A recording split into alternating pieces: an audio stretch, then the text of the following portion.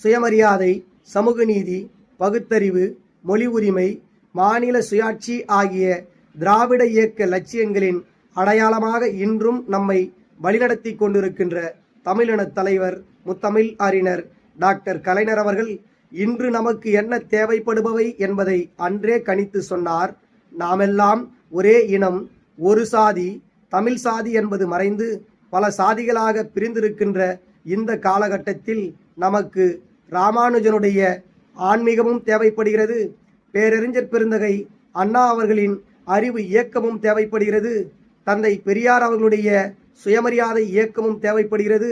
உத்தமர் காந்தியடிகள் அவர்களுடைய அகிம்சா தத்துவமும் தேவைப்படுகிறது. புத்தருடைய சமத்துவ கொள்கையும் தேவைப்படுகிறது. கலைஞர் அவர்கள் நம்மை விட்டு மறைந்தாலும் நமது நெஞ்சங்களில் என்றைக்கும் அவர்தான் வாழ்ந்து கொண்டிருப்பார். ஏனென்றால் வீழ்ந்து கிடந்த இந்த தமிழ் சமுதாயத்தை தலைநிமர செய்துவிட்டு மறைந்திருக்கிறார். அவரது வழியில் இன்றைக்கு திராவிட மாடல் ஆட்சியின் மூலம் எல்லோருக்கும் எல்லாமான ஒரு சமத்துவ ஆட்சியை இன்றைக்கு தமிழ்நாட்டின் முதலமைச்சர் முத்துவேல் கருணாநிதி ஸ்டாலின் என்கின்ற மகத்தான தலைவர் வழங்கி கொண்டிருக்கின்றார். கலைஞர் அவர்கள் மறைந்து 7 ஆண்டுகள் ஆகி அவரது நினைவை நாம் கொண்டாடி கொண்டிருக்கின்றோம். கலைஞர்தான் என்றைக்கும் தமிழ்நாட்டு மக்களின் நெஞ்சங்களில் வாழ்ந்து கொண்டிருப்பார்.